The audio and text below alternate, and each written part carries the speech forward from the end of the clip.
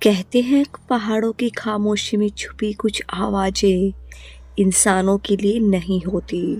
और हिमाचल का एक हिल स्टेशन डलहौजी वहीं की ये कहानी है। एक ऐसे मुसाफिर की जिसने वहाँ सिर्फ ठंडी हवा नहीं बल्कि किसी और की मौजूदगी भी महसूस की। सिद्धार्थ गुजरात का एक सीधा साधा थोड़ा इंट्रोवर्ट सा लड़का छुट्टियां बिताने अकेला ही डलहौजी चला आया। भीड़ से दूर रहना, अकेले घूमना, शांत गलियों में टहलना उसे हमेशा से पसंद था। उसे लगता था कि डलहौजी में उसे बस ठंडी हवा और शांति मिलेगी, पर उसे नहीं पता था कि शांति के पीछे कभी कभी बहुत गहरा सन्नाटा छुपा होता है। शाम के बाद की बात है। हल्की धुंध थी, स्ट्रीट लाइट की पीली रोशनी और दूर दूर तक बस पहाड़ी मोड़। सिद्धार्थ एक सुनसान सी सड़क पर टहल रहा था। तभी सामने उसे एक लड़की दिखाई दी।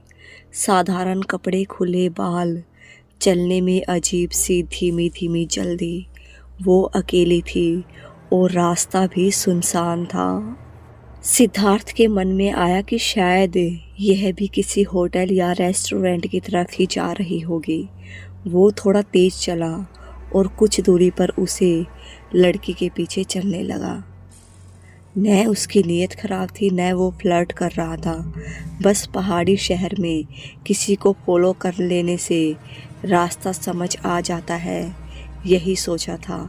एक मोड़ पर सिद्धार्थ ने हिम्मत करके हल्की आवाज में कहा, जी यहाँ आगे कोई रेस्टोरेंट है क्या? लड़की धीरे से रुकी, थोड़ा कंधे मोड़े और बस एक पल के लिए उसे ऐसे देखा जैसे हैरान हो कि किसी ने उससे बात की कैसे। उसके चेहरे पर कोई एक्सप्रेशन नहीं था, ना मुस्कान, ना गुस्सा, ना डर। फिर बिना जवाब दिए वो आगे बढ़ गई। सिद्धार्थ को थोड़ा अजीब लगा, फिर भी वो चुपचाप उसके पीछे चलता रहा। ऊपर बाजार की भीड़ अब थोड़ी दूर हो चुकी थी। बस अब सनकरी गलियां, पुराने घर और कुछ बंद दुकानें बची थी। थोड़ी देर बाद लड़की एक और पतली सी गली में मुड़ी। गली के आखिर में कच्चा सा रास्ता नीचे की तरफ उतरता था, जहां अंधेरा थोड़ा ज्यादा था। सिद्धार्थ भी वहीं तक गया और फिर से पूछ बैठा, जी यहाँ आगे कोई घूमने की जगह है या कोई ढाबा? इस बार लड़की ने बस इतना कहा, यहीं बैठ जाओ। उसकी आवाज में न तो गर्माहट थी, न ठंडापन, बस सीधी सपाट खाली। सिद्धार्थ के शरीर में हल्की सी सिहर दौड़ गई। उसे लगा इतना अकेला अंधेरा रास्ता, शायद वापस चलना चाहिए। उसने घबरा कर कहा, नहीं, मैं कहीं और बैठ जाऊंगा। लड़की ने कुछ नहीं कहा, बस धीरे से आगे बढ़ती गई। थोड़ी देर बाद दोनों एक छोटी सी दुकान के पास पहुंचे। वहां 8-10 लोग थे। हल्की रोशनी थी। दीवार पर एक बड़ा सा शीशा टंगा था। सिद्धार्थ दुकान के बाहर खड़ा होकर इधर उधर देखने लगा और अचानक उसकी नज़र शीशे पर पड़ी। आईने में साफ दिख रहा था दुकान, लोग, कुर्सियां, दीवारें और खुद सिद्धार्थ। लेकिन उस लड़की का कोई प्रतिबिंब नहीं था। वो वहीं खड़ी थी, उसके एकदम सामने, लेकिन आईने में वो नहीं थी। उसका गला सूख गया। पहले तो उसने सोचा शायद एंगल ऐसा है, शायद नज़र गलत पड़ रही है। उसने हल्का सा सिर हिलाया और फिर गौर से देखा।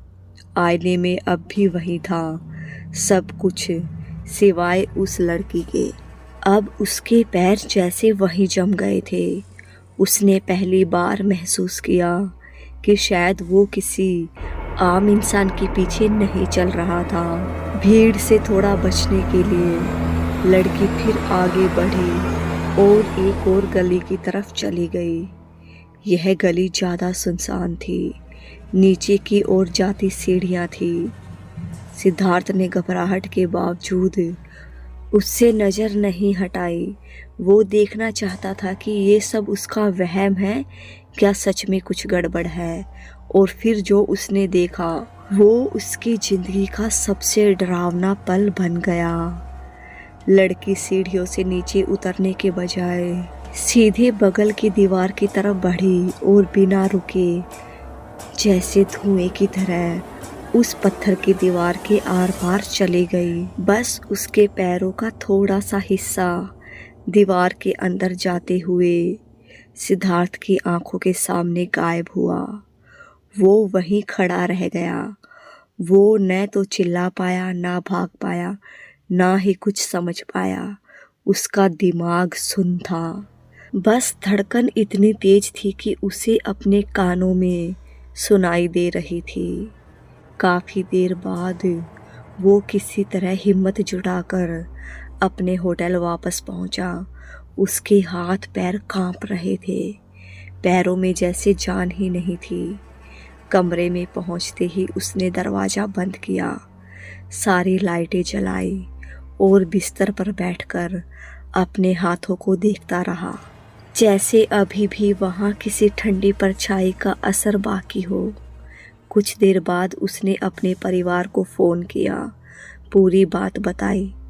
परिवार वाले घबरा गए और बोले, कल सुबह मंदिर में माथा टेकना, पूजा कर लेना, कहीं कुछ बुरा असर ना हो। अगले दिन उसने मंदिर में जाकर मन्नत मांगी। थोड़ी देर वहीं बैठा रहा। बाहरी तौर पर उसके साथ आगे कोई हादसा नहीं हुआ, लेकिन अंदर से उसकी ज़िंदगी की पूरी सोच बदल गई। डलहौजी से लौटने के बाद भी जब कभी भी रात को अकेला होता, उसे लगता कोई चुपचाप उसके पीछे चल रहा है, तेज नहीं, धीरे धीरे, बिना आवाज़ किए, बस फासला बनाए हुए। उस रात के बाद से सिद्धार्थ के लिए टूरिस्ट प्लेस का मतलब सिर्फ पहाड़ और होटल नहीं रहा था। अब उसमें एक अदृश्य मुसाफिर भी शामिल हो चुका था, जिसका कोई साया, कोई प्रतिबिंब किसी आईने में नहीं दिखता। अगर आप भी कभी डलहौजी की सुनसान गलियों में किसी चुप लड़की को अकेला चलते देखो, तो एक बार पास वाले आईने में ज़रूर देख लेना। कहीं ऐसा ना हो कि उसके साथ चल रहे हो पर आईने में सिर्फ आप ही दिख रहे हो।